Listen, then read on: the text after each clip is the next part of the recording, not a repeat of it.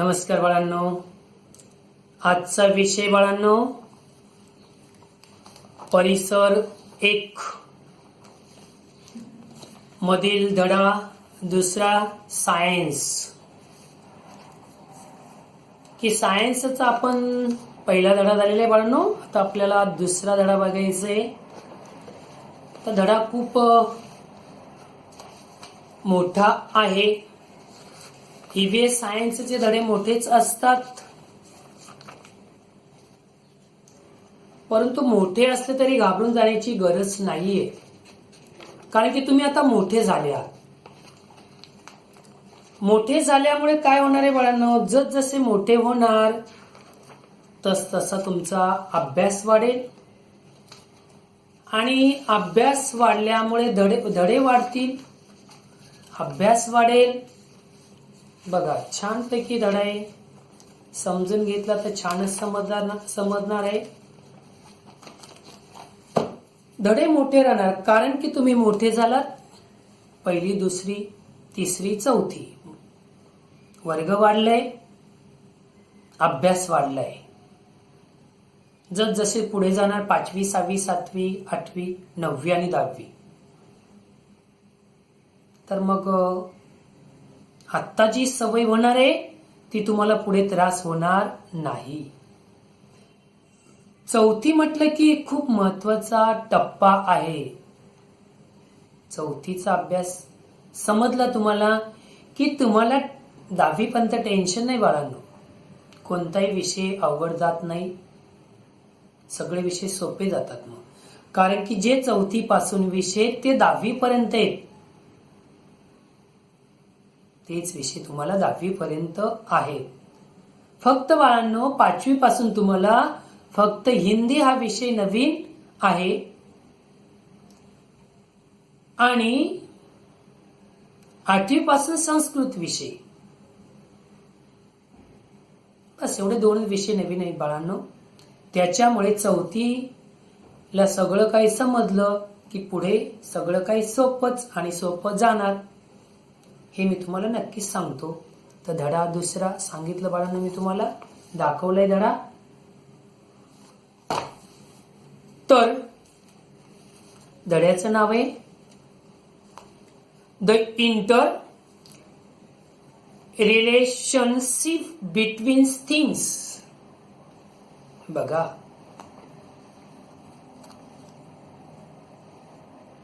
The interrelationship between things.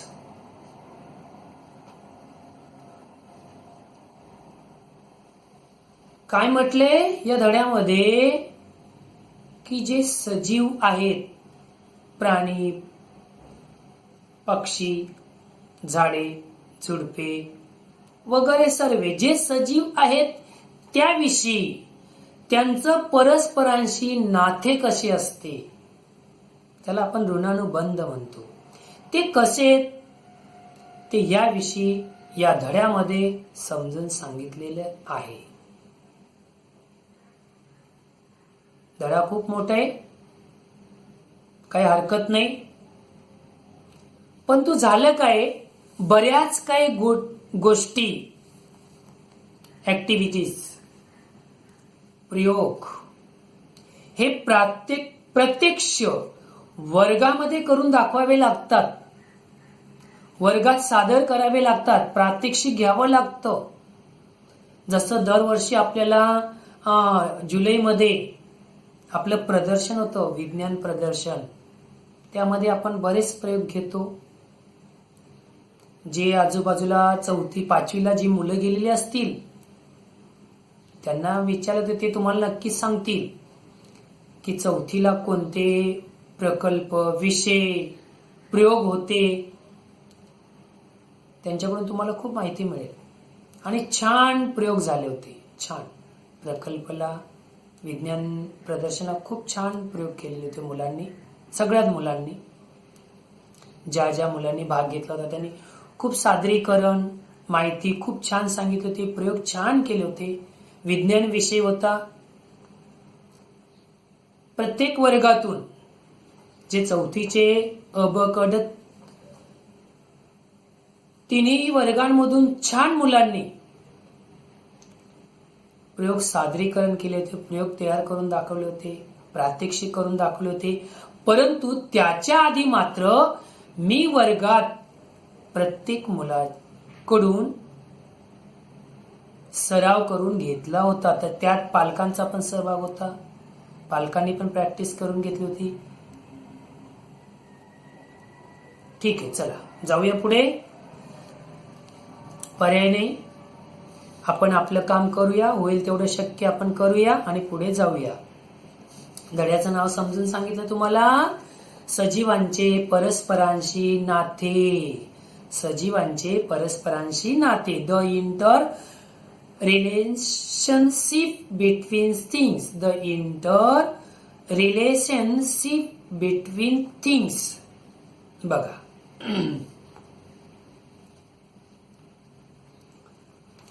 the need of living things are met in their environment.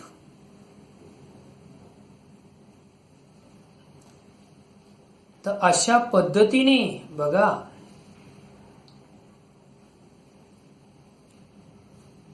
अशा पद्धतीने आपल्याला की परिसरामध्ये अनेक प्रकारच्या वनस्पती, परिसरामध्ये अनेक प्रकारच्या वनस्पती आपल्याला आढळून येतात किंवा वनस्पती आपल्याला दिसतात.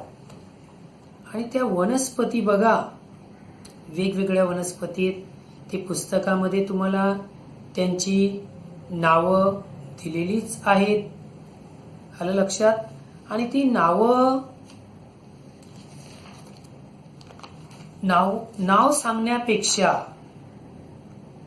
नाव सांगण्यापेक्षा पुस्तकामध्ये सर्वांची नावं दिलेली आहेत. आणि अशा पद्धतीने जसं आता बघा, नागवेल, फणस, मेथी, अडुळसा, कडुलिंब असे वेगवेगळे प्रकारचे औषधी वनस्पती आहेत. आणि मेथी, कढीलिंब म्हणजे ते कढीपत्त्याची पाने असतात बघा, मराठीमध्ये म्हणतो आपण. असे वेगवेगळ्या पदार्थचे कडुलिंब वगैरे असे वेगवेगळे पदार्थ औषधी वनस्पती असतात आणि ते आपल्याला उपयोगी पडतात.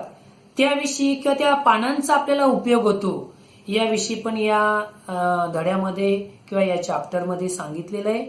ते आपण बघूया बाळांनो आता. The need of the living things are met in their environment. बघा,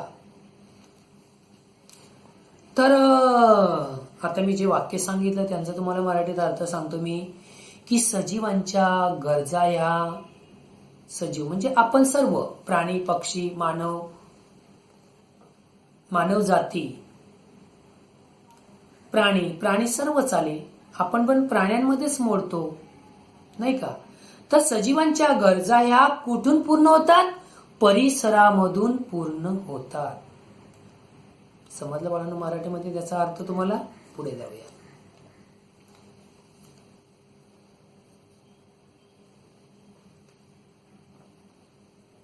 We have many needs like food, water, air, clothes and shelter. All these needs are met in our surroundings. बघा, सराउंडिंग्स काय म्हटले त्यांनी? लक्षात घ्या की अशा पद्धतीने की बघा, आता वॉटर म्हटल्यानंतर तुम्हाला माहिती आहे पाणी, बरोबर? की अन्न वस्त्र आणि निवारा, बरोबर? अन्न, वस्त्र, निवारा आणि पाणी, वॉटर, ह्या ज्या गोष्टी आहेत ह्या आपल्या अनेक गरजा, या आपल्या गरजा आहेत. आणि त्या गरजा आपल्याला या कुठून पूर्ण होतात? परिसरातून पूर्ण होतात. कुठून पूर्ण होतात? परिसरातून. मी आता प्रत्येक अर्थाचा तुम्हाला इंग्रजीतून शब्द आणि मराठीतून ट्रान्सलेशन सांगणार नाही बाळांनो, कारण की प्रत्येक ओळीमध्ये कमीत कमी 2 शब्द आहेत, त्याच्यामुळे खूप वेळ जातो. त्यासाठी मी तुम्हाला नवनीतची डिक्शनरी घ्यायला सांगितली. ते शब्दार्थ तुम्ही बघणार आहेत. ते शब्दार्थ आधी धड्याच्या आधी शब्दार्थ लिहिणार आहेत, मग धड्याचा स्वाध्याय लिहिणार आहेत. धड्याचं नाव घालायचं, डिक्शनरी मधून शब्दार्थ लिहायचे, ते वाचन करायचे 2 वेळा, त्याच्यानंतर मग स्वाध्याय लिहायचे, मग पुन्हा धडा वाचन करायचे. ओके, चला पुढे जाऊया. तर आता तुम्हाला सांगितलं मी, we have many needs like food, water, air, clothes and shelter. All this needs are made in our surroundings. तर अशा पद्धतीने अन्न, पाणी, हवा आणि निवारा अशा आपल्या अनेक गरजा असतात. त्या आपल्या गरजा परिसरातून पूर्ण होतात. पुढे जाऊया. इनफॅक्ट, अशा पद्धतीने इनफॅक्ट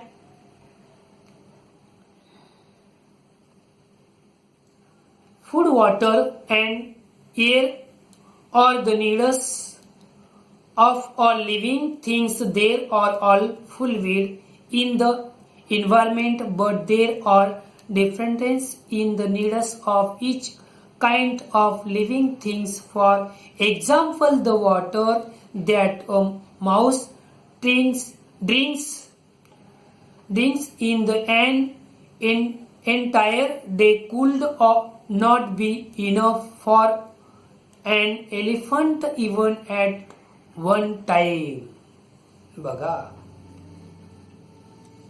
तर अशा पद्धतीने एवढंच नव्हे तर अन्न पाणी याविषयी मी तुम्हाला सांगितलेलं आहे की अन्न, पाणी, हवा या गरजा सर्व सजीवांच्या गरजा आहेत आणि त्या परिसरातून आपल्या त्या गरजा पूर्ण होतात. या प्रत्येक प्रकारच्या सजीवांमध्ये फारसा फरक नसतो. जसं माऊस म्हटले की माऊस म्हणजे उंदीर, उंदीर दिवसभरात जेवढे पाणी पितो, वॉटर, तेवढ्या पाण्याने बघा एलिफंट, हत्तीची एका वेळची ताणही भागणार नाही. कारण की हत्ती हा प्राणी मोठा आहे, एलिफंट, आणि लहानसा माऊस उंदीर, तो दिवसभरात काय 2 दिवसही पाणी पिईल, तेवढं हत्ती एका वेळेस पिणार तरी त्याची ताण भागणार नाही, वॉटर. तर अशा पद्धतीने इथपर्यंत समजलं. चला पुढे जाऊया.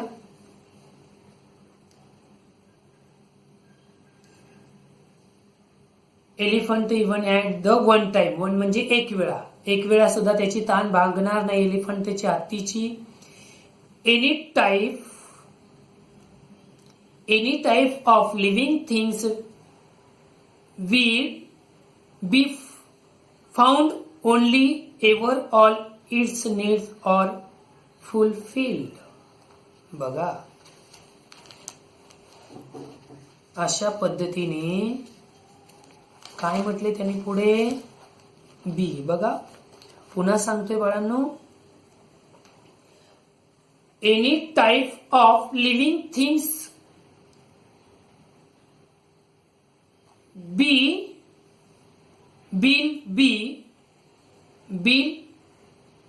will be any type of living things will be found only where all its needs are fulfilled.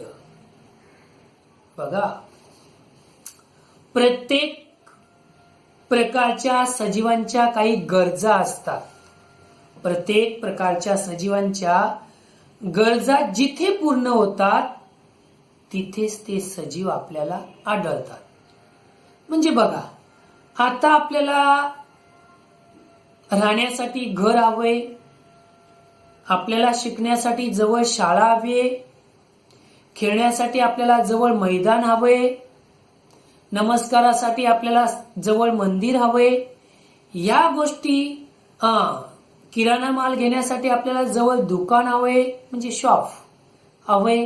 या सगळ्या गोष्टी जिथे असतील, भाजीपाल्यासाठी बाजारपेठ हवे, या सगळ्या गोष्टी ज्या परिसरात असतील अशा ठिकाणीच आपल्याला राहायला आवडते. ज्या ठिकाणी आपल्याला पाणी मिळत असेल, आपल्या सुविधा पूर्ण होत असतील अशाच ठिकाणी आपण राहतो. बरोबर. म्हणजेच त्याप्रमाणे जे सजीव त्यांना त्यांचं जीवन जगायचं असतं, त्यांची उपजीविका त्यांना भागवायची असते आणि ते भागवण्यासाठी ते कोठे राहतात? जंगलात. आता मोठे प्राणी आपल्याला आपल्या शहरामध्ये किंवा गावामध्ये फिरताना दिसतात का? नाही दिसत. का? की त्यांचं जे अन्न आहे, फळे, पाने, फुले, फळे, काय असेल मांस वगैरे, हे त्यांना कोठे मिळते? जंगलामध्ये. एकमेकांची ते शिकार पण करतात. आणि काही आता उदाहरणार्थ माकड हे फळं खातं, फळांवर त्याचं उपजीविका भागते, नाही का? असे बरेच प्राणी फळे पण खातात.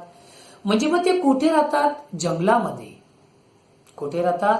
जंगलामध्ये. हत्ती कुठे असतो? जरी तो पाळीव प्राणी आहे पण तो जास्त कुठे? जंगलामध्येच. जंगलामध्येच राहतो तो. पाने पण खातो, फळे पण खातो. ओके, समजलं की अशा पद्धतीने लक्षात आलं असेल तुम्हाला की प्रत्येक प्रकारच्या सजीवांच्या गरजा जिथे पूर्ण होतात तिथेच ते सजीव आपल्याला आढळतात. पुढे जाऊया.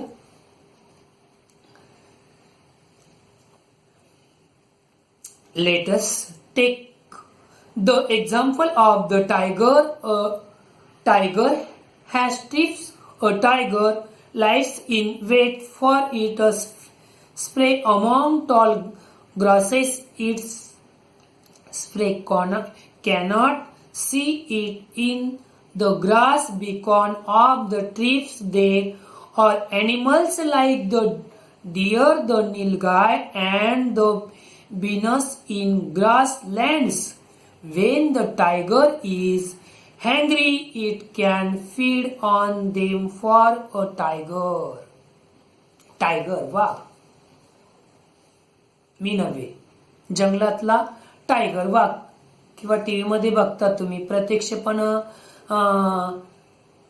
प्रत्यक्ष पण आपल्याला राणीचा बाग, नाही का? आपल्याला टायगर बघायला, वाघ बघायला तिथे बघितलं असेलच तुम्ही, असं आपण गृहीत धरूया. बघितला नसेल तर कधीतरी गेला तर नक्की बघा. राणीच्या बागेत वाघ आहे, हत्ती आहे, सगळे प्रकारचे प्राणी आहेत. अस्वल आहे, कोल्हा आहे, सगळे प्रकारचे माकड आहे, पक्षी आहेत, प्राणी आहेत, सगळे प्रकारचे प्राणी तुम्हाला तिथे बघायला मिळणार. हत्ती आहेत मोठे मोठे छानपैकी. तर टायगर इथपर्यंत समजलं. पुढे जाऊया. काय म्हटले त्यांनी की वाघाचे पहा ना तुम्ही, वाघाच्या अंगावर पट्टे असतात, बरोबर. आणि वाघ गवतात, काही वेळा तो गवतामध्ये सुद्धा लपून बसतो. एवढे म्हणजे जंगलामध्ये खूप मोठे मोठे गवत असतात. पण अंगावरच्या पट्ट्यामुळे त्याला कोणत्याही प्रकारचा त्याला त्रास होत नाही. त्याच्या पट्ट्यांवर गवताळ प्रदेशात तो हरणे, नीलगाय, तेच नाही तर बघा किती प्राणी असतात. तुम्हाला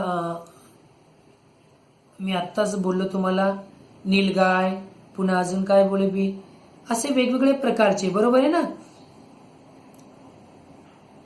ग्रासलँड एवढंच नव्हे तर असे for the its among tall grasses in its prey cannot see it in the grass because of the stripes. There are animals like the deer, बरोबर, the nilgai and the venus in grassland. When the tiger is hungry, it can feed on them for a tiger. तर असे वेगवेगळे प्रकारचे प्राणी आपल्याला तिथे बघायला मिळतात. बघा, हरणे, नीलगाय, गवे, आता इंग्लिश मध्ये सांगितले, पुन्हा मराठीत मध्ये सांगतोय तुम्हाला. असे वाघ, हत्ती वगैरे असे खूप प्राणी आपल्याला बघायला मिळतात आणि उंच गवतामध्ये ते राहतात. काही प्राणी तर डोंगरातील जे गुहा असतात, ते गुहामध्ये त्यांचं राहण्याचं ठिकाण असतं, म्हणजे निवाऱ्यासाठी. उदाहरणार्थ वाघ, कोल्हा हे गुहामध्ये राहतात, ते आडोशाला राहतात, तिथे राहतात. या साऱ्या गोष्टी जिथे असतील तिथेच त्यांचं वास्तव्य असतं. पुढे जाऊया.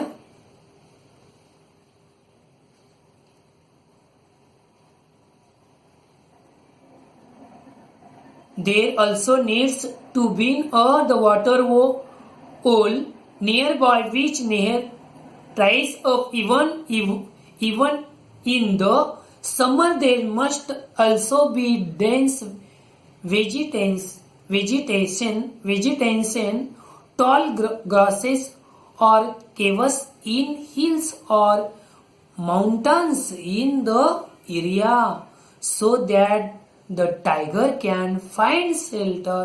A tiger even visits an area. Area म्हणजे त्या भागात ते आढळतात. एरिया की जिथे त्यांचं वास्तव्य, जिथे त्यांना राहण्याचं जागा आहे, अशा ठिकाणी त्यांचं वास्तव्य असते. एरिया समजलं. पुन्हा मी वाचून दाखवले.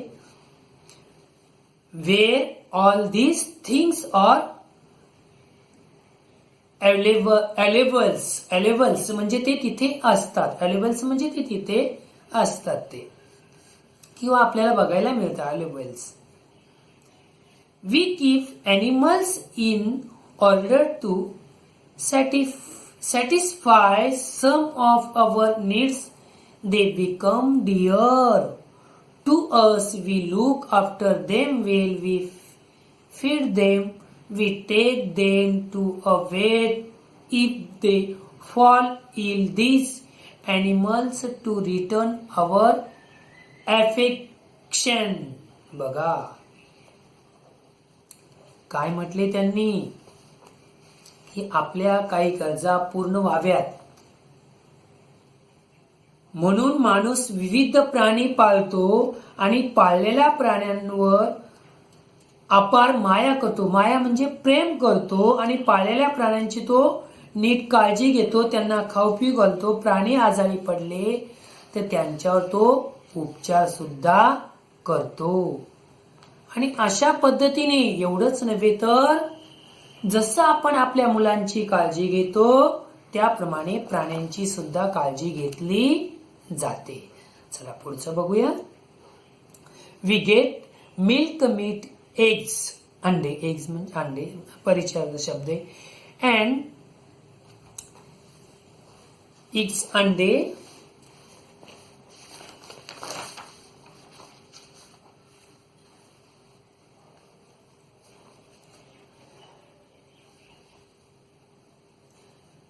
we get milk, meat, eggs and several other things from animals. Some animals are useful for carrying burdens or drawing carts.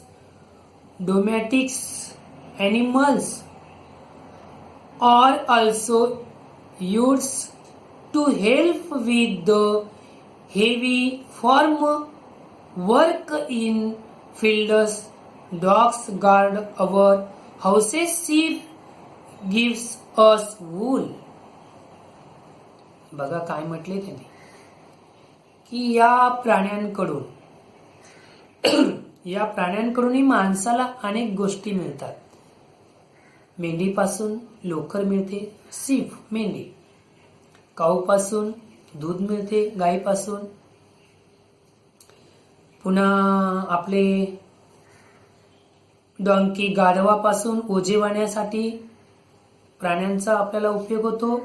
कुत्रा घराची राखण करतो. हॅन, कोंबडी अंडी देते. बरेच प्राणी मांस देतात. एवढेच नव्हे, ऑक्स बैल, काऊ गाय, डॉग कुत्रा आणि शेतीच्या कष्टाची कामे. ऑक्स बैल शेतीच्या कष्टाची कामे हे. पुन्हा डॉंकी, एलिफंट हे अवजड कामे करतात शेतकऱ्यांची, शेतीची वगैरे. हॉर्स घोडा. त्याच्यामुळे मेंढीपासून आपल्याला सीप पासून लोकर मिळते. त्यामुळे आपण प्राणी पाळतो आणि अशा पद्धतीने पाळलेल्या प्राण्यांचा अतिशय आपण पाळलेल्या प्राण्यांना आपण अतिशय जीव लावतो, त्यांच्यावरती माया करतो, प्रेम करतो. समजलं बाळांनो इथपर्यंत? चला पुढे जाऊया. डू यू नो की अशा पद्धतीने काही गोष्टी असतात की आता तुम्हाला माहिती आहेत का? बघा, do you know, do you know की तुम्हाला काही माहिती आहे का? काही अशा गोष्टी असतात की त्या मी तुम्हाला सांगतो बाळांनो. Even the excreta of domestic animals is of use to women. Bigs the dung of cattle is made into dung cakes. They are combustible. They are used some places as fuel. It burns without smoke. Cattle dung is used for plastering mud houses. Manures made for cattle dung and sheep pellets are good for planters. Farmers use them for growing crops.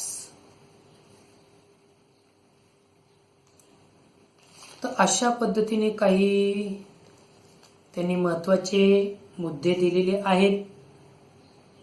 तर ते मुद्दे कसे आहेत बघा बाळांनो, मी तुम्हाला पुन्हा एक वेळा वाचून दाखवतो, लक्षात घ्या. Even the excreta of domestic animals is of use to women. Bigs the dung of cattle is made into dung cakes. They are combustible. They are used some places as fuel. It burns without smoke. Cattle dung is used for plastering mud houses. Manures made for cattle dung and sheep pellets are good for planters. की 5 मुद्दे दिलेले आहेत त्यांनी महत्वाचे, की पाळीव प्राण्यांची जी विष्ठा असते, विष्ठा म्हणजे जे खत, आपण त्याला शेणखत म्हणतो, विष्ठा असते ती सुद्धा माणसाला उपयोगी पडते, शेतीसाठी वगैरे, खतासाठी. एवढंच नव्हे, गाई म्हशींच्या शेणापासून वेगवेगळे गौऱ्या वगैरे आपण तयार करतो किंवा थापतात असे म्हणतो, आणि ते आपल्याला ज्वलनासाठी अतिशय उपयोगी पदार्थ आहे. आणि ग्रामीण भागात अनेक ठिकाणी या गोष्टी अजूनही करतात, की प्रत्येकाच्या घरीच गॅस सिलेंडर हा प्रकार आहे असं नाहीये.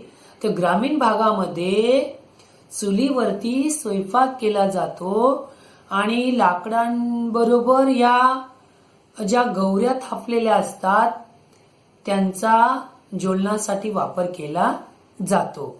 आणि एवढंच नव्हे, ते गाई म्हशींच्या शेणापासून गोबर गॅस तयार होतो.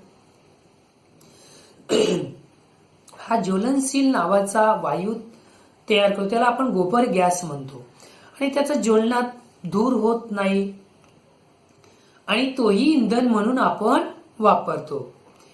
तसंच मातीची घरे लिंपण्यासाठी शेणाचा वापर करतो. ग्रामीण भागात, खेडेगावामध्ये गाई म्हशींच्या शेणापासून शेणखत, तर शेळ्या आणि मेंढ्या यांच्या लेंड्यांपासून लेंडी खत शेतकरी व शेतीसाठी, तुम्हाला सांगितलं, शेतीसाठी शेणखत वापरले जाते. समजलं बाळांनो?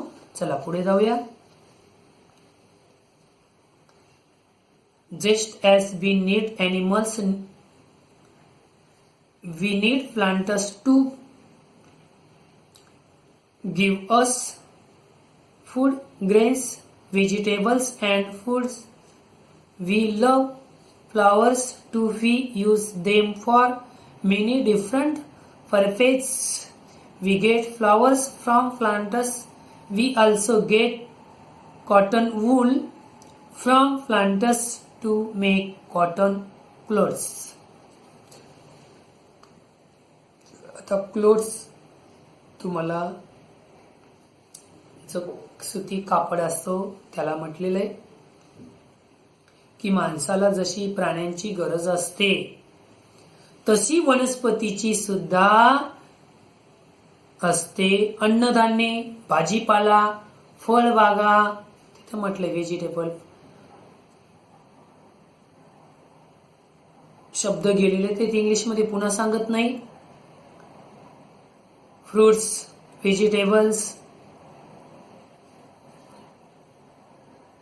माणसाला जशी प्राण्यांची गरज असते तशी वनस्पतीची सुद्धा असते. अन्नधान्य, भाजीपाला, फळावर या गोष्टी माणसाला वनस्पतीपासूनच मिळतात. आणि माणसाला सुद्धा फुलांची खूप आवड असते. निरनिराळ्या कारणासाठी आपण फुले वापरतो. फ्लावर्स, फुले आपल्याला वनस्पतीपासूनच मिळतात. आणि कॉटन जे सुती कपडा असतो, क्लोथ्स, सुती कपड्यांसाठी लागणारा कापूसही आपल्याला वनस्पतीपासूनच मिळतो. समजला बघा? फ्लावर्स, फुल, फ्रॉम प्लांटस, ती आपल्याला वनस्पतीपासून, प्लांटस वनस्पती, त्या वनस्पतीपासूनच आपल्याला मिळतात. फुले पण. चला इथपर्यंत जाऊया. चला पुढे. We grow plants that are useful to us. Methodically, we sow seeds. We make sure that they get water. We give manure when necessary. We spray pesticides if they are attacked by. बघा, ती आपल्या गरजा पूर्ण करणाऱ्या वनस्पतींची आपण पद्धतशीरपणे लागवड करतो. म्हणजे लावतो, शेतीमध्ये लागवड करतो, बिया पेरतो, बरोबर. आणि त्यांना व्यवस्थितपणे पाणी मिळेल, खत पाणी मिळेल याची व्यवस्था आपण काळजी घेतो, खबरदारी घेतो. आणि जरुरीप्रमाणे खते देतो. कीड लागू नये म्हणून त्यावरती औषध फवारणी करतो. मेथॉडिकली समजलं तुम्हाला?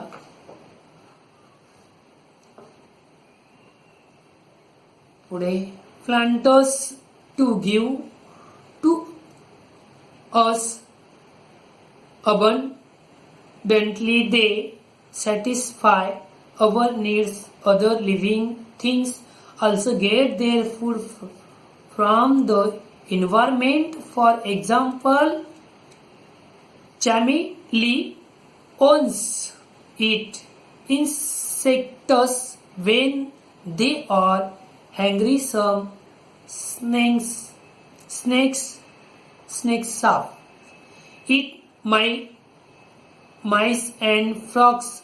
उंदीर, frog, बेडूक, tiger, वाघ. Tigers, plants, cattle eat grass. बघा पुढे. अशा पद्धतीने वनस्पती देखील आपल्याला भरभरून अन्न, धान्य वगैरे देतात. कोण देतं? वनस्पती. परिसरातून आपल्याला या गरजा आपल्या पूर्ण होतात आणि परिसरातल्या इतर सजीवांनाही आपण परिसरातून मिळतो. भूक लागली तर सरडे किडे खातो, तसेच साप, उंदीर आणि बेडूक खातात. स्नेक बोललं सांगितले इंग्लिशमध्ये. वाघ हरणांना खातो की मोठे प्राणी हे काही प्राण्यांची शिकार करतात. शेळ्या, मेंढ्या बघा झाडाचे पाने खातात. गाई, म्हशी गवत खातात, चारा. माहिती तुम्हाला सांगितलं आता तुम्हाला इंग्लिशमध्ये. म्हणजे सर्व सजीवांना त्याचे अन्न कुठून मिळते? मग परिसरातूनच मिळते. चला पुढे जाऊया. एनिमल लाईक बघा. Animal like monkeys and circular live on trees. It gives बघा monkeys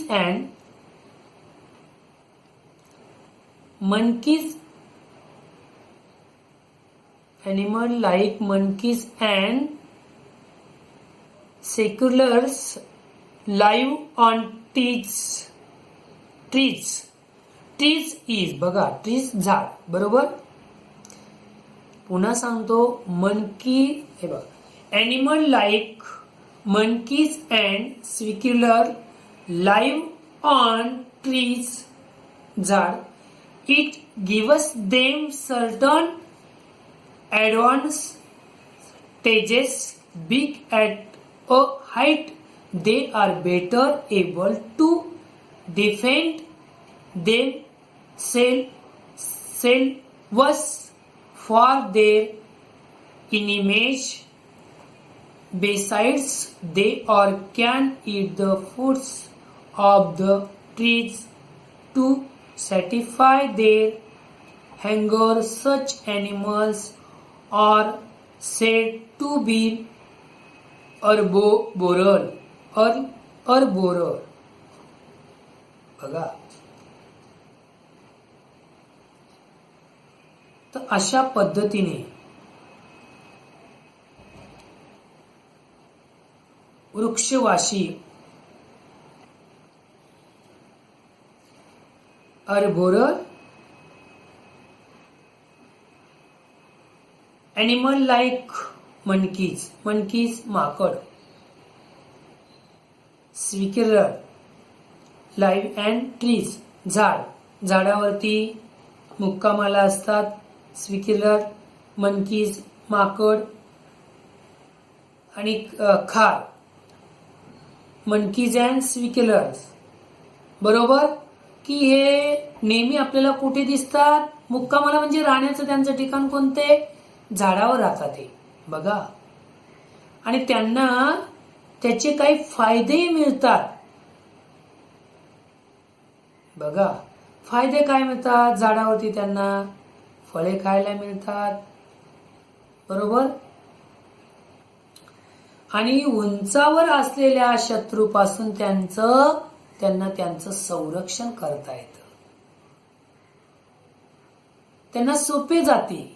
शिवाय ते फळे खाऊन आपले पोटही ते भरतात. आणि त्यामुळे त्यांना बघा मी बोललो herbivorous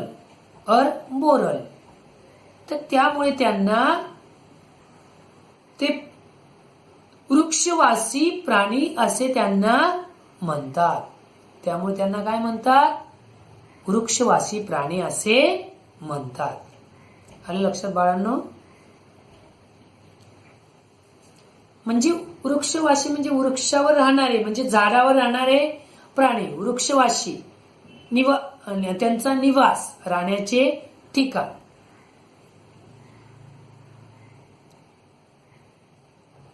Unknowingly they help the tree hit huge support. They live as they move around here and there in the surroundings. They spread the seeds of the fruits they have eaten through their droppings. Because of these new trees grow in the different places, some types of birds to find trees useful for building their nests. Nets घरटे, जाळे. बघूया पुढे आता बाळांनो काय म्हटले, की ज्या झाडांच्या आधाराने जे प्राणी कीटक जे जगतात त्या झाडांना न कळत ते मदती करतात. काय मदत करत असेल बघूया. वृक्षवल्ली प्राणी इकडे तिकडे फिरतात आणि त्यांच्या विष्ठेतून फळांच्या बिया खाली पडतात, परिसरात सगळीकडे पडतात. त्यामुळे तिथे नवीन झाडे तयार होतात किंवा नवीन झाडे उगतात, वनस्पती उगायला मदत होते. काही प्राण्यांच्या पक्ष्यांना झाडाचा उपयोग घरटीसाठी होतो, घरटी बनवण्यासाठी होतो किंवा घरटी बांधण्यासाठी प्राण्यांना या झाडांचा उपयोग होतो. चित्रामध्ये दाखवलेले, चित्रामध्ये खारी दाखवलेले आहे झाडावरती, माकड दाखवलेत बाळांनो, पक्षी दाखवलेत, पक्ष्यांचे घरटे दाखवलेत. हे सगळं तुम्हाला बघायला मिळणार आहे. पुस्तक उघडलं की सगळं तुम्हाला समजणार आहे. इथपर्यंत समजलं बाळांनो. वृक्षवासी प्राणी समजलेले आहेत. पुढे जाऊया. आता काही गोष्टी अशा आहेत, एक उदाहरण आहे, एक म्हशीचं साधं उदाहरण आहे बघा, की गवताळ जागेत म्हैस चरत असते आणि त्यावेळी तिच्या अंगावर बघा की कोणाचा उदरनिर्वाह म्हणजे कोणाला अन्न कुठे मिळणार. बघा आता कसं मी आता सांगतो ते लक्षात घ्या, की कोणाचं अन्न कुठे मिळणार आहे. बघा, ती गवताळ जागेत म्हैस चरत असते आणि त्यावेळी हमखास तिच्या पाठीवर, तुम्हाला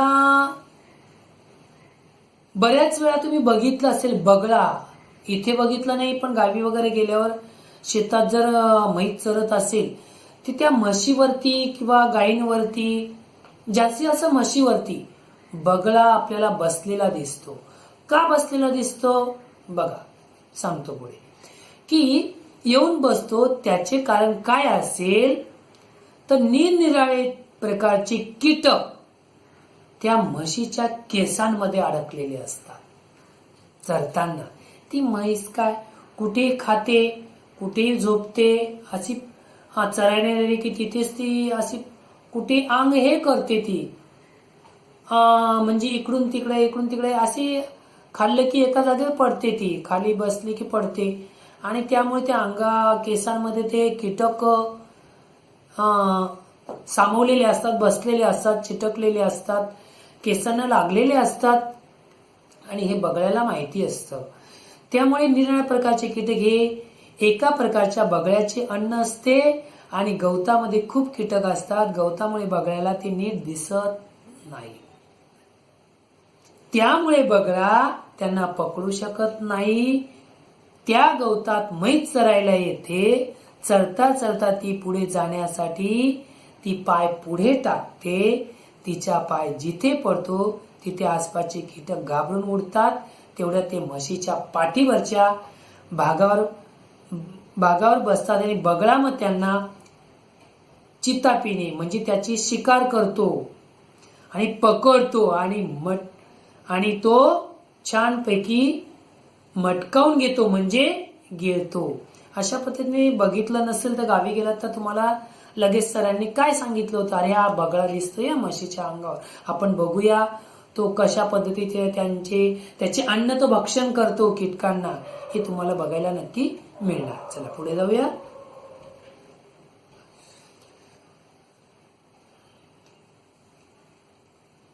चला पुढे.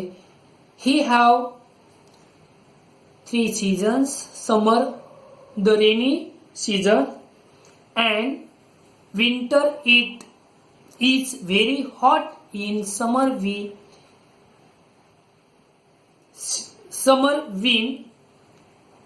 We wear cotton clothes and drink plenty of water. बघा काय म्हटलेले त्यांनी आता.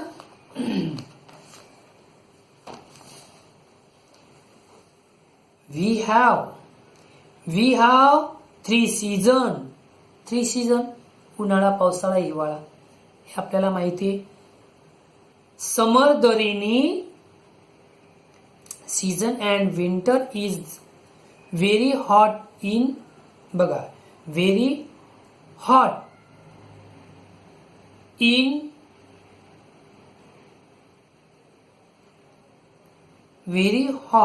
summer. We wear cotton clothes and drink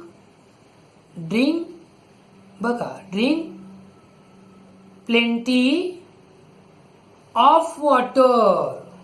बघा की आपल्याकडे समर म्हटलं की ऋतू. आता ऋतू कोणकोणते माहिती तुम्हाला. उन्हाळा, पावसाळा, हिवाळा हे आपले ऋतू आहेत, सगळ्यांना माहिती. 3 ऋतू आहेत. तर या ऋतूमध्ये आपल्याकडे उन्हाळ्यात आपल्याला खूप सांगितलं इंग्लिशमध्ये दमट उष्णता असते. उन्हाळ्यामध्ये ऊन लागते आणि त्यासाठी आपण काय करतो मग, सुती कपडे वापरतो. कॉटन, नरम सुती कपडे वापरतो. क्लोथ्स तुम्हाला सांगितलं त्या पद्धतीने ते बारीक कपडे असतात, सुती कापड, नरम प्रकारचे, ते आपण वापरतो. आणि जास्त आपण जास्त आपण काय पितो, पाणी पितो.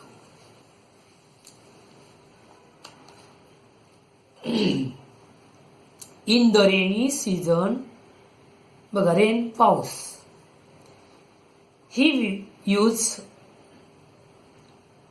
umbrellas and or different kinds of raincoat and hoods to advance getting wet in the rain. बघा, उन्हाळ्याविषयी समजलं तुम्हाला. तर आपल्याला आता रेन म्हणजे पाऊस. पावसाळ्यात आपण बाहेर जाताना नेहमी आपण भिजू नये म्हणून, पावसामध्ये भिजू नये म्हणून आपण कधी कधी अम्ब्रेला, माहिती, छत्री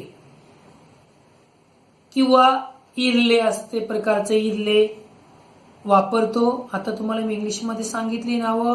umbrellas and or different kinds of the raincoats and woods to advance getting wet in the rain.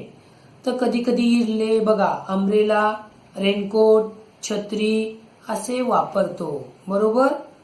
आणि काही लोक रेनकोट वापरतात का, की पावसात भिजू नये त्यामुळे, बरोबर. पुढे जाऊया. पुढचा ऋतू पावसाळा, उन्हाळा समजला, पावसाळा समजला. आता हिवाळा बघूया.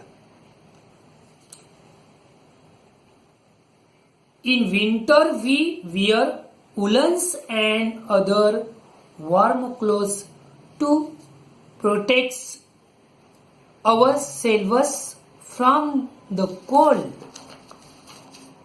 बघा, उन्हाळ्यात आपण कोणते कपडे वापरत होतो माहिती. त्याच्यानंतर पावसाळ्यात कोणते कपडे वापरत होतो समजले, सांगितले. उन्हाळा आणि पावसाळा. आता हिवाळा. हिवाळ्यात आपल्याला बाळांनो थंडी वाजते, थंडी असते, बरोबर. मग यासाठी आपण थंडी वाजू नये याकरिता आपण कोणते कपडे वापरतो, उष्णता मिळेल, थंडी वाजणार नाही असे आपण कपडे उन्हाळ्यात वापरतो.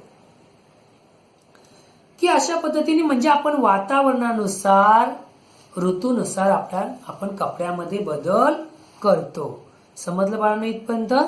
चला पुढे जाऊया.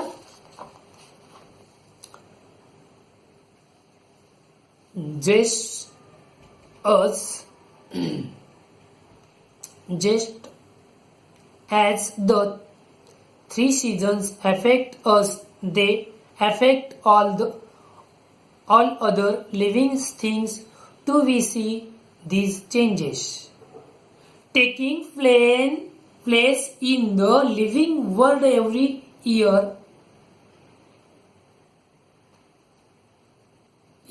after year. बघा, एरवी year after year. तर अशा पद्धतीने माणसावर जसा तिन्ही ऋतूंचा, उन्हाळा, पावसाळा, हिवाळा, आपण सजीव आहोत, तसेच वनस्पती पण सजीव, प्राणी, पशु, पक्षी पण सजीव. आपल्यावर जसा परिणाम होतो, हिवाळा आला की थंडी वाजते, पावसाळा आले की पावसाळ्याचे संरक्षण होण्यासाठी रेनकोट वगैरे वापरतो, काय पण सांगितलं. उन्हाळा असेल, जास्त पाणी पितो, सुती कपडे वापरतो. त्याचप्रमाणे माणसावर जसा परिणाम होतो या ऋतूचा, तसा इतर सजीवांवरही होतो, वनस्पतीवर पण होतो आणि प्राण्यांवर पण होतो. ते सुद्धा त्यांची काळजी घेतात. जिथे थंडी वाजणार नाही अशा निवाऱ्याच्या ठिकाणी जाऊन बसतात, ऊब देणाऱ्या ठिकाणी. पावसाळ्यात जिथे जागा असेल झाडांखाली जातात. काही ज्यांची गुहा असते गुहामध्ये जातात. कडे, कपारी वगैरे अशा पद्धतीने स्वतःचं संरक्षण ते करतात बाळांनो.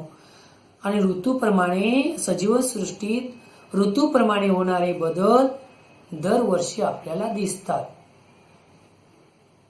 पोशाख तोच वापरतो, परंतु जे वातावरण आहे, वातावरणानुसार, ऋतूनुसार ते वातावरण आपल्याला,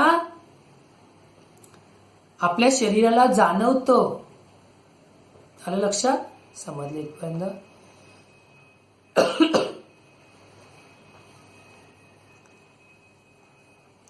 Winter in Maharashtra is also called the season of Pongal.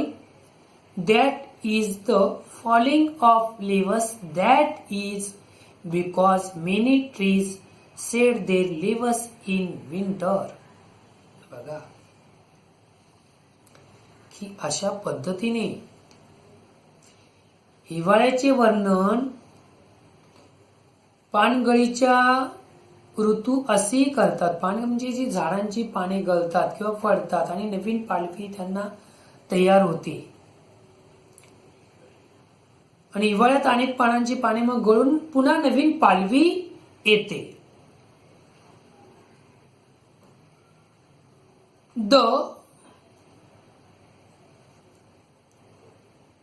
The coats of many furry animals become thicker in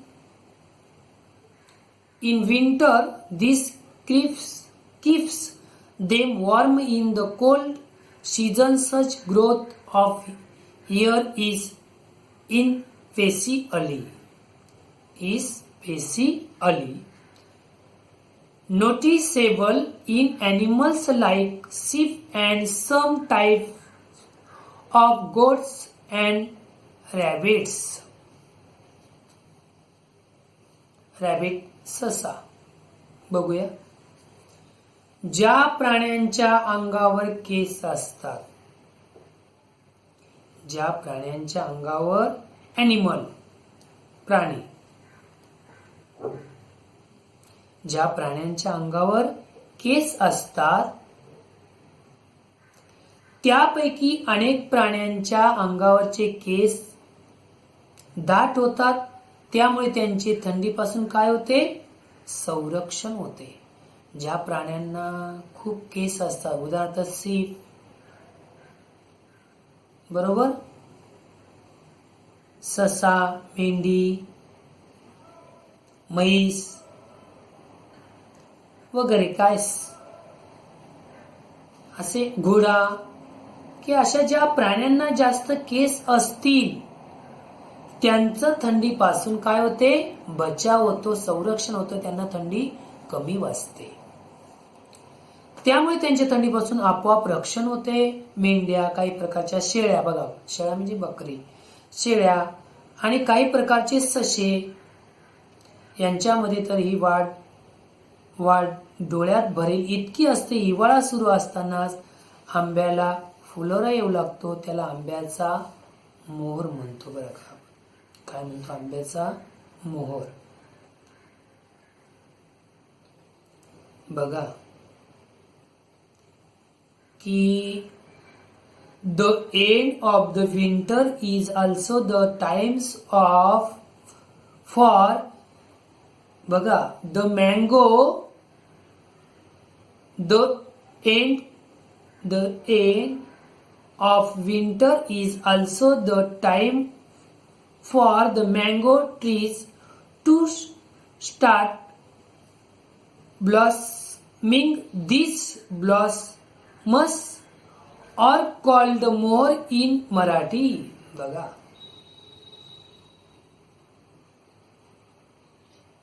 की हा मराठी शब्द आहे.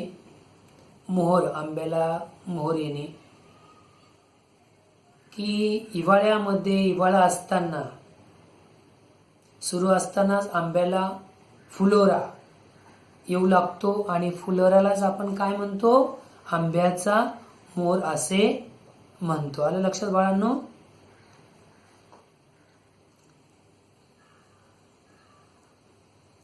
At the close of the months महिने of February it becomes warmer, and by March we begin to feel the heat. It is time for summer. In this season many trees get new leaves. Forests appear to have taken on a copper color because these leaves are reddish and shiny. While they are tender, their color changes the green as the leaves grow bigger. The call of the quail is heard in many places. बघा, month महिने सांगितलं की February महिना, February म्हटले त्यांनी, February,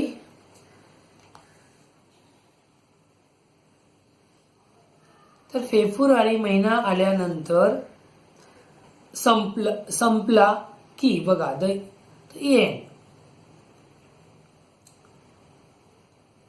end म्हणजे February संपला, शेवट झाला की मार्च येतोय. सगळ्यांना माहितीये की फेब्रुवारी महिना संपत आला की थंडी कमी होऊ शकते, कमी होत जाते आणि मार्च महिना सुरू झाला की आपल्याला उष्णता जाणवते, उन्हाळा जाणवतो. म्हणजे हिवाळा संपून उन्हाळा सुरू होतो. या सुमाराला अनेक झाडांना नवीन पाने, पालवी येते, फुटते म्हणजे पालवी येते आणि रानावनात सगळीकडे तांबूस कलर्स, रंगाची नाजूक कोवळी पाने दिसू लागतात आणि पक्षी मंजूळ आवाजात काय त्यांचा आवाजही आपल्याला ऐकू येतो. In June, black clouds make their appearance. The rainy season is a short way away. By this time we begin to get jackfruits, jamun and करवंदास. बघा की उन्हाळ्यात बाजारामध्ये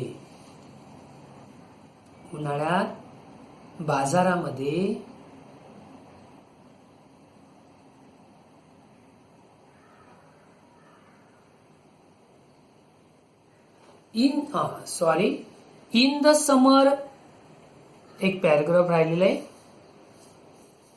in the summer the market is full of mangoes and watermelons for us to buy. This is the season for these fruits.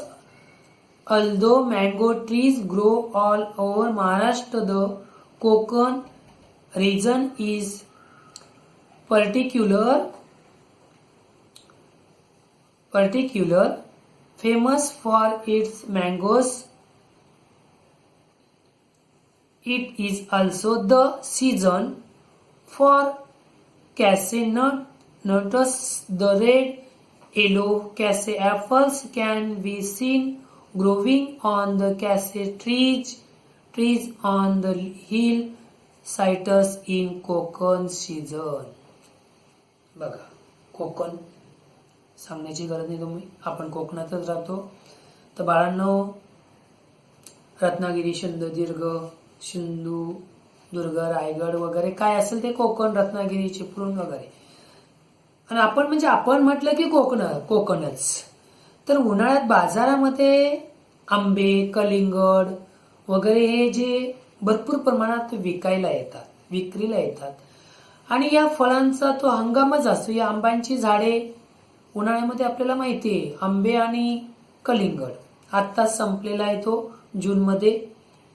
महाराष्ट्रात सगळीकडे असली तरी कोकण आंब्यासाठी नावाजलेले आहे. कोकणात जास्त आंब्याचं उत्पादन घेतले जाते. आणि उन्हाळ्यामध्ये कोकणात आंब्याच्या जोडीने काजूही जास्त प्रमाणात घेतले जातात. आणि डोंगर उतारावर सगळीकडे काजूच्या बागा आहेत. तर पिवळी बोंडे लागलेली असतात आणि आपल्याला ते बघायला मिळतात. अशा पद्धतीने पुढे जाऊया.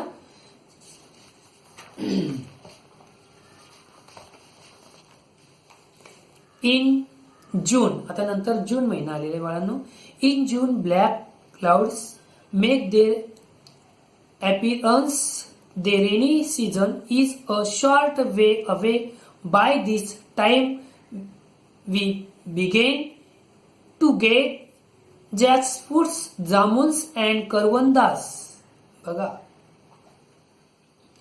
एवढंच नव्हे तर जून महिन्यात नंतर बघा, कलिंगड, आंबे संपल्यानंतर जून महिन्यामध्ये आभाळात सगळीकडे काळे ढग दिसायला सुरुवात होते. आणि जून मध्ये पावसाला सुरुवात होते, हे सगळ्यांना माहिती आहे.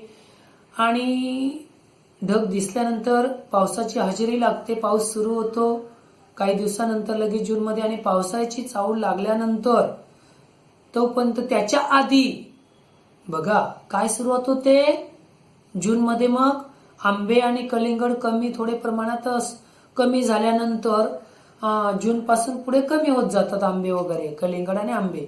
तर आपल्याला मग जून नंतर मग आपल्या जून महिन्यापासून पुढे करवंद, आता इंग्लिशमध्ये शब्द, आणि जांभूळ, तुम्हाला शब्द वापरले मी, जामुन्स अँड करवंदास.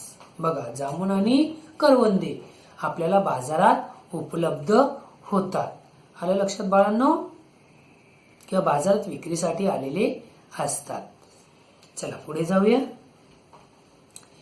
इन जून झालं. The seeds of gross and other plants lie scattered all over the grounds. They sprout and start growing.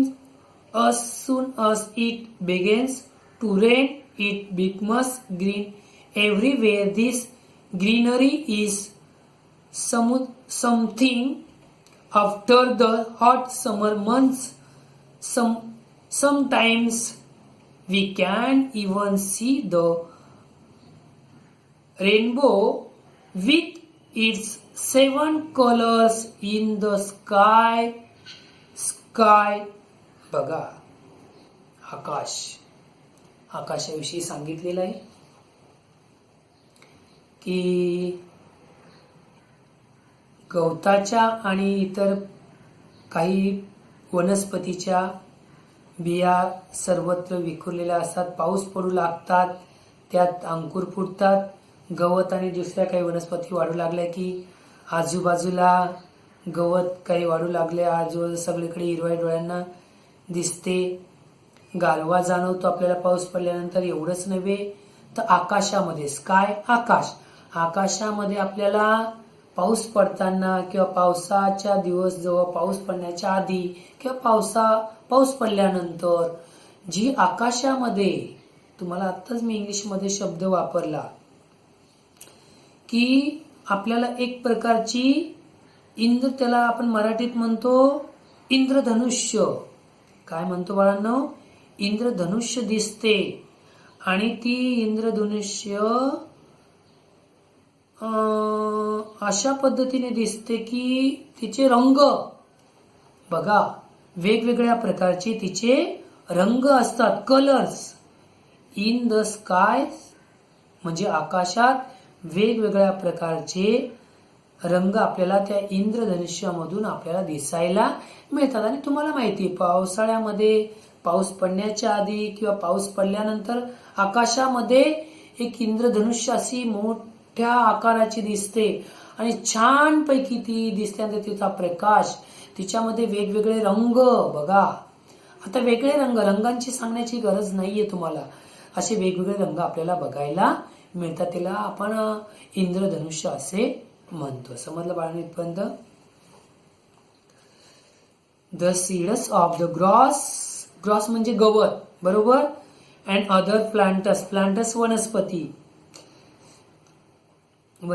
lie skirts all over the ground they sprout and the starts going as soon as it begins to rain म्हणजे पावसाच्या दिवसात it becomes green हिरव्या. Everywhere this greenery is smoothing after the hot summer months. Sometimes we can even see the rainbow with its 7 colors in the sky.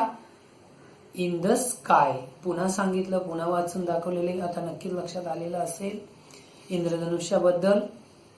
गवताविषयी, गवतात पावसाळी वनस्पतीच्या बिया सर्वत्र काय वगैरे विखुरलेल्या असतात. पाऊस पडतात त्यांना नवीन अंकुर फुटतात, बरोबर. गवत आणि दुसऱ्या वनस्पती वाढू लागतात हळूहळू. आजूबाजू सगळीकडे मग हिरवळ दिसते आणि हिरवळ दिसल्यानंतर गारवा तयार होतो. कधी कधी इंद्रधनुष्य दिसते आणि इंद्रधनुष्याचे वेगवेगळे रंग आपल्याला बघायला मिळतात. बघा, छान वातावरण असते संध्याकाळ. आणि इंद्रधनुष्य ही केव्हाही सायंकाळच्या वेळात असते. सप्तरंगी, किती रंगी? सप्तरंगी, 7 रंगांनी ते नटलेली असते बाळांनो. चला ओके, पुढे जाऊया. As it becomes wet everywhere, frogs appear. We also hear loud noise of frogs cracking all together as the rainy ends. It is time for winter to make a comeback. बघा, come back. It gets colder and colder. This is not good for the frogs. They go deep under the ground for a long period of slumber which lasts for 7 or 8 months. स्लॅम्बर, लक्षात घ्या बाळांनो शब्द जरा. तर अशा पद्धतीने बघा काय म्हटलेले बाळांनो की सगळीकडे वॉटर, सगळीकडे पाणी झालेले असते. आणि सगळीकडे पाऊस पडल्यानंतर पाणी झाल्यानंतर फ्रॉग, बेडूक, काही कीटक, काही बेडुकांचा ड्राव असा आवाज आपल्याला ऐकायला मिळतो. कधी कधी त्याची एकाच सुरात म्हणजे एका आवाजात अनेक बेडूक एकाच आवाजात त्यांचा आवाज आपल्याला ऐकायला मिळतो किंवा आपल्या कानी पडतो आपल्याला. आणि तो आवाज ऐकायला छान वाटतो बाळांनो. जास्तीत जास्त पहिला पाऊस जेव्हा पडतो खूप, तेव्हा मात्र जास्त आवाज आपल्याला ऐकायला येतो. आणि पावसाळा पुन्हा संपला की थंडीचा मोसम येतो आणि थंडीचा कडाका वाढतो. त्याचा बेडकांना मात्र त्रास होतो. आणि ते जमिनीत मग काय करतात बघा, खोलवर अशा बोगदे करून किंवा खड्डा करून ते त्या खोलवर जागी जाऊन ते निवारा तयार करून झोप घेतात आणि ती त्यांची झोप 7 ते 8 महिने चालते. बघा, 7 ते 8 मंथ्स म्हटलं मी तुम्हाला, 7 ते 8 मंथ्स, 8 महिने चालते. आणि अशा पद्धतीने समजले इथपर्यंत. पुढे जाऊया. we depend on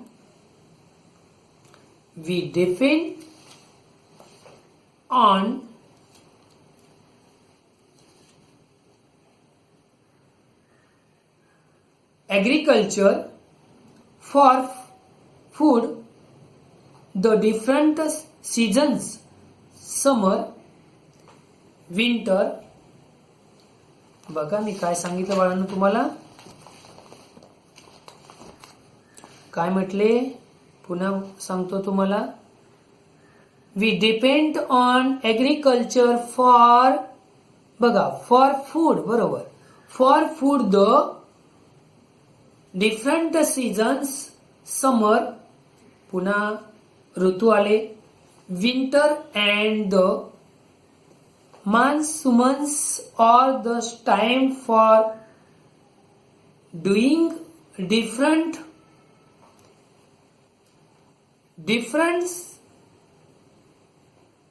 things in the filters. बघा, अशा पद्धतीने डिफरंट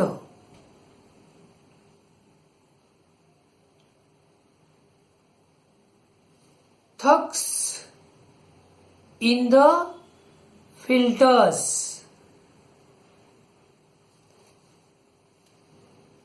आलं लक्षात बाळांनो? तर त्यांनी काय म्हटले की आपण अन्नासाठी शेतीवर अवलंबून असतो. अन्नासाठी शेतीवर अवलंबून असतो. ऍग्रिकल्चर शेतीवर अवलंबून असतो आणि त्यासाठी आपण, पुन्हा मी सांगतो तुम्हाला एक वेळा, पुन्हा लक्षात घ्या, अशा पद्धतीने डिफरंट सीझन, बरोबर आहे ना, ठीक आहे, ओके. बघा पुन्हा लक्षात घ्या तुम्ही. We depend on agriculture for food, the different seasons, summer, winter, and the monsoons are the time for doing different thus in the filters. समजलं असेल काय म्हटले? आपण अन्नासाठी शेतीवर अवलंबून असतो आणि या मोसमामध्ये म्हणजे पावसाळा, समर, उन्हाळा, पावसाळा या वातावरणानुसार आपण पिकं घेतो पाऊस पडल्यावर. आणि ते पावसाळा, उन्हाळा, हिवाळा या ऋतूमध्ये शेतीची ठराविक वेळी कामं केली जातात आणि कामं केल्यानंतर शेतामध्ये पाऊस पडल्यानंतर शेतीची मशागत केल्यानंतर बी पेरले जाते आणि त्याच्यातून आपल्याला उत्पन्न तयार होते. त्याच्यामुळे आपले हे सगळं अन्नासाठी आपण शेतीवर आपण अवलंबून असतो. आलं लक्षात की आपलं जे आपलं उपजीविका आहे, जे रोजचं आपलं दैनंदिन जे व्यवहार चालतात किंवा आपले जे आपण दैनंदिन जीवन जे जगतो शेतीवरती, ते त्याची उपजीविका आपण आपल्या शेतीच्या उत्पन्नावरच आधारित आपले जीवन अवलंबून असते. आपला उदरनिर्वाह होतो. आलं लक्षात? आणि त्यासाठी आपल्याला ठराविक वेळी ती शेतीची कामे करावी लागतात.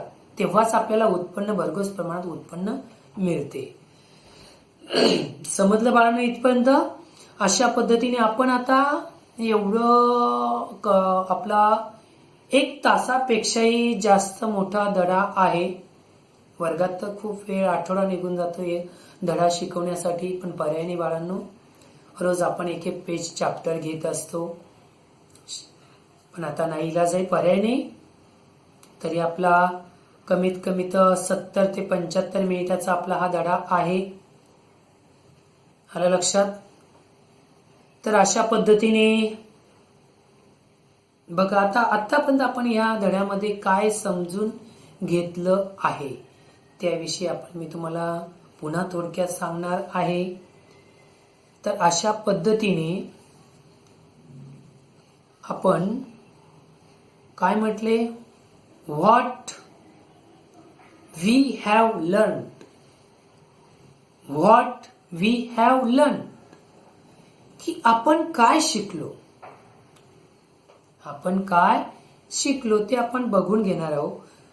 The needs of the all living things are made in the environment. There are different sense in the needs of different living things. बघा, लिव्हिंग थिंग्स की आपल्या आणि इतर सर्व सजीवांच्या गरजा परिसरातून पूर्ण होतात. कुठून पूर्ण होतात? परिसरामधून पूर्ण होतात. आणि प्रत्येक प्रकारच्या सजीवांच्या गरजा निरनिराळ्या असतात. कशा असतात? निरनिराळ्या असतात. Second, some arboreal animals like monkeys and squirrel. बघा, मंकीज माकड आणि खारीविषयी मी तुम्हाला सांगितलंय. स्क्विरल्स बघा, monkeys and squirrels live in the tree झाड and feed on them their droppings help trees to grow in new places. Some birds build their nests in trees. बघा, नेस्ट घरटे. माकड आणि खार किंवा खारी म्हणतो आपण. अनेक खूप माकडे आणि खारी हे वृक्षवल्ली प्राणी आहेत, हे तुम्हाला मी आधीच सांगितलं. आणि त्यांना झाडामुळे निवारा मिळतो, राहण्यासाठी त्यांना निवारा मिळतो, राहण्यासाठी त्यांचं ते घर आहे. त्यांना आधार मिळतो, त्यांना अन्न मिळते झाडापासून. आणि त्यांच्या ज्या बिया आहेत, खाल्लेले जे फळ वगैरे असतात, त्यांच्या विष्ठेद्वारे त्या पडतात आणि पुन्हा तिथे नवीन झाडे तयार होतात. सर्वत्र त्या बिया पसरतात त्यांच्या विष्ठेद्वारे आणि त्यामुळे नवीन झाडे तयार होतात, उगवतात. आणि काही पक्ष्यांना घरटी बांधण्यासाठी या ट्री म्हणजे झाडाचा उपयोग होतो बाळांनो. Next, each type of living things thrives where all its needs are fulfilled. For example, tigers live in grasslands and aquatic plants live in water. प्रत्येक प्रकारच्या सजीवांच्या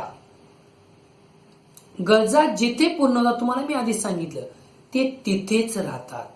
कोण कुठे राहतो हे मी तुम्हाला आधीच शिकवताना सांगितलं. ते तिथेच राहतात, तिथेच ते सजीव प्राणी आढळतात, दुसरीकडे राहत नाही. जिथे त्यांची उपजीविका, खाणे पिणे, उदाहरणार्थ पाणी खाण्यासाठी, मांस फळे वगैरे जिथे असेल अशा ठिकाणीच ते राहतात. तुम्हाला माणसांचं म्हणून उदाहरण दिले मी शिकवताना आणि प्राण्यांचं पण दिलेलं आहे. जसं आता वाघाच्या गरजा गवताळ प्रदेशात पूर्ण होतात म्हणून वाघ गवताळ प्रदेशात राहतो. जी वनस्पती पान वनस्पती नाही ती पाणथळ जागी तग धरत नाही.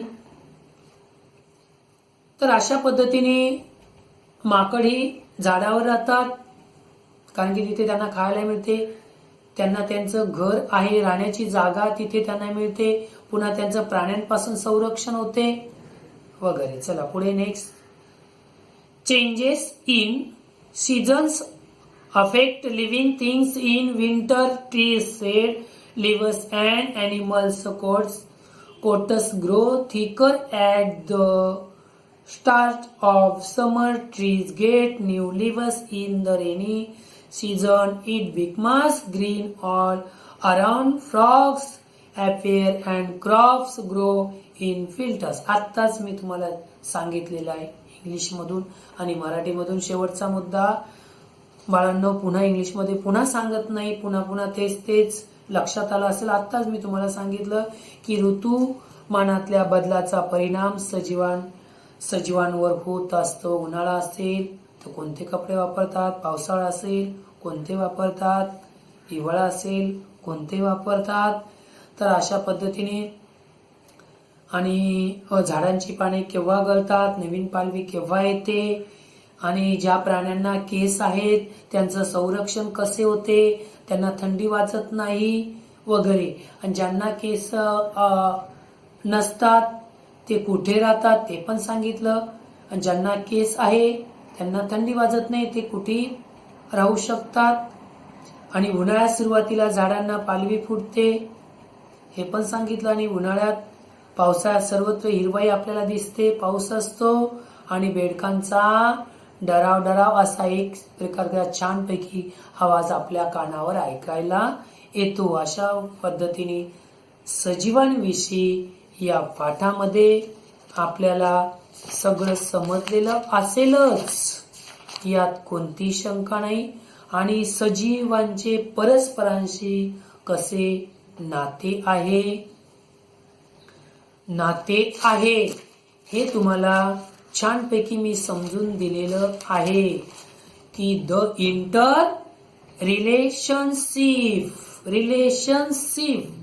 नाते संबंध कसे आहे, the interrelationship between things की परस्परांशी सजीवांचे नाते कसे, याविषयी या धड्यामध्ये आपल्याला समजून दिलेलं आहे. खूप छान धडा आहे, महत्वाचा धडा आहे.